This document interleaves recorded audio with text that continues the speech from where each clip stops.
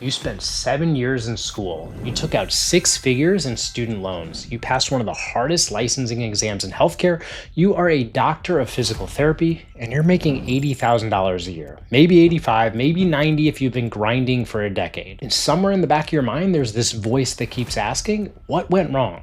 Because it wasn't supposed to be like this. You did everything right, you followed the path, you got the degree, you got the job, and yet every time you look at your paycheck, there's a quiet frustration that you can't quite shake. Here's what I want to tell you today. You are not underpaid because you're not good enough. You are underpaid because of how the system was built. And once you understand how it was built, your entire career strategy changes. My name is Pevnick. I'm a physical therapist that left outpatient in 2013. Burnt out, underpaid, living with 4 roommates despite having a doctorate degree from USC. I made $16.53 per patient. I was seeing 20 patients a day. I was doing everything I was supposed to do, and I was barely getting by. So I made a change. I got into home health and started my own home health therapy company, contracted with over 300 home health agencies, hired and mentored over 650 therapists, collected over $13 million, and eventually sold the company. Throughout that time, I've mentored a lot of PTs, new grads, mid-career therapists, people who've been grinding in outpatient for 20 years, wondering why the math never seems to work out in their favor. And what I found is that most of them don't fully understand why they're stuck. They know something's off, but they can't quite put their finger on it. So here's the honest reason why most PTs end up being underpaid. Let's start with the biggest one, and this is something that nobody really explains to you when you're in PT school. Your income has a ceiling, and that ceiling is set by the insurance companies, not by you.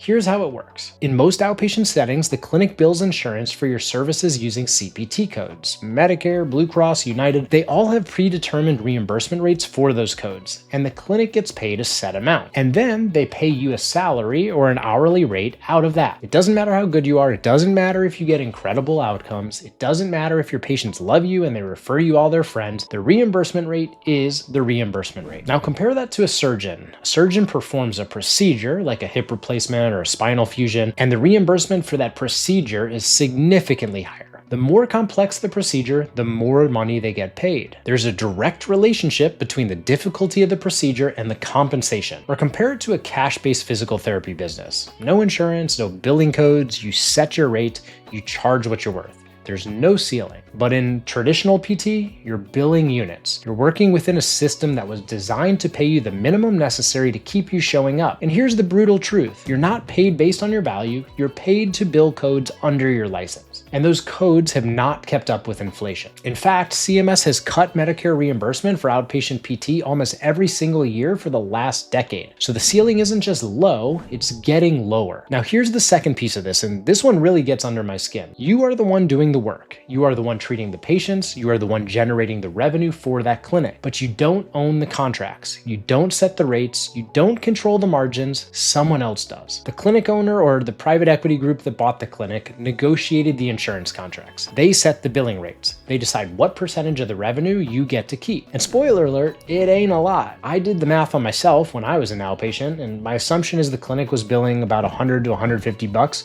a visit back in 2010. And by the way, the sick thing is the reimbursement would be about the same now, 16 years later. Now me, I got paid $82,000 and was expected to see up to 20 patients a day, which calculated to $16.53 per patient. You do the math. I was generating enormous revenue for that practice, but was keeping just a tiny fraction of it. Now that's not necessarily the clinic owner being evil, that's just how the employee model works. When you're an employee, you trade the risk of ownership for the security of a paycheck. But in PT, that trade-off is particularly brutal because the reimbursement rates are already so compressed that there's not much left over for you after the clinic covers its overhead. You're doing the work, but someone else owns the business. And until you change that dynamic and move from being a revenue generator to being a revenue collector, the ceiling will stay exactly where it is. Okay. Third reason, and this one is uncomfortable, but it's true. There are a lot of physical therapists. PT programs have been pumping out graduates at a record pace, and the vast majority of those graduates follow the exact same path. They apply to outpatient clinics, they take whatever offer comes in, and they start seeing patients. And when everyone does the same thing, nobody has leverage. Think about it from the employer's perspective. If you come in and you ask for more money and there are 5 other new grads who will take the job at the rate they're offering, why would they negotiate with you? I hate to say it, but you're replaceable. not because you're not talented, but because you haven't differentiated yourself. Leverage comes from scarcity. It comes from having something that's hard to find. And when you're one of thousands of PTs applying to the same type of jobs with the same resume and the same skill set, you don't have leverage. Now, I'm not trying to say this to beat you up. I'm saying it because understanding this is the first step to changing it. The PTs who make real money, the ones I've coached who are making $150,000, $200,000, $250,000 and beyond, they figured out how to position themselves differently. They stopped competing in the same pool as everyone else. If everyone can do your job, you don't have leverage. The goal is to get to a place where they can't afford to lose you. Now, the last one is one that nobody talks about, and honestly, it might be the most important. PTs are helpers. That's why you got into this. You genuinely care about your patients and you want to make a difference. You went into healthcare because you wanted to help people, not because you were chasing a paycheck. And the system depends on that. Think about it.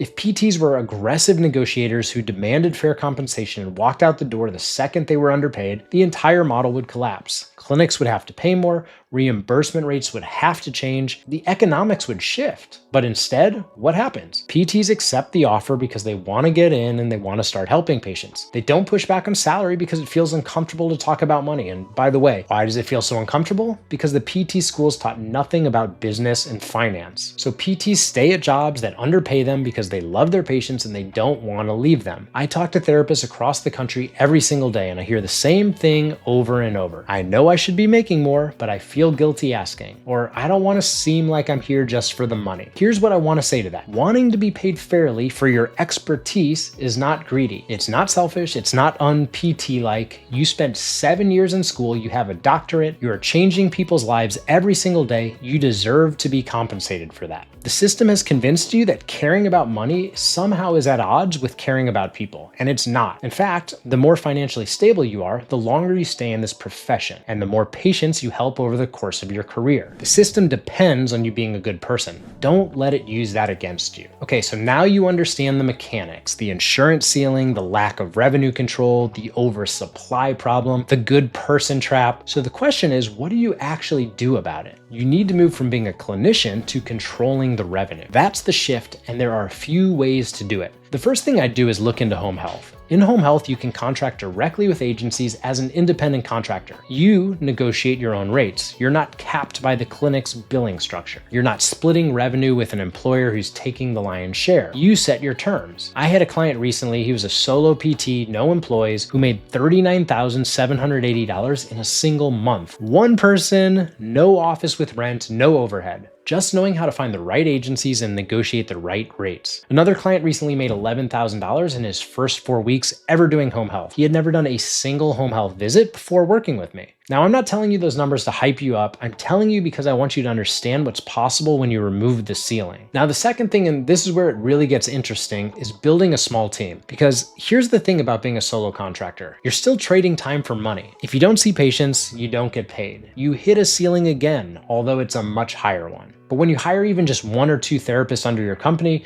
when you start building a business instead of just a job, the math completely changes. Now you have something that you can grow beyond your personal capacity. And I'm not saying that you need to build a massive company overnight. I'm just saying that understanding this path exists and that it's more accessible than you think changes how you look at your career. You don't need a ton of startup capital. You don't need a website or fancy marketing. You don't need to drop donuts at doctors' offices. The agencies bring you the patients. You just need to know which agencies to partner with and how to build the team. And that's exactly how one of my clients just made $19,560 his second month owning a home health therapy company. So let me bring this all together. PTs are underpaid, not because they lack the skill, not because they don't work hard, and not because they don't deserve more. They're underpaid because of 4 specific things. The insurance ceiling that caps what you can earn regardless of your value, the fact that you don't control the revenue you generate, the oversupply of PTs following the same path with no leverage, and the good person trap that the system uses to keep you from advocating for yourself. Understanding these 4 things doesn't just explain why you're frustrated, it shows you exactly where to apply pressure to change it. The path forward is moving from employee to revenue controller, whether that's contracting as a solo PT in home health, building a small team, or eventually scaling a company, the direction is the same. Stop letting someone else own the business you're building for them. Now, if this video resonated with you, if you're sitting there thinking, yeah, this is exactly where I'm at,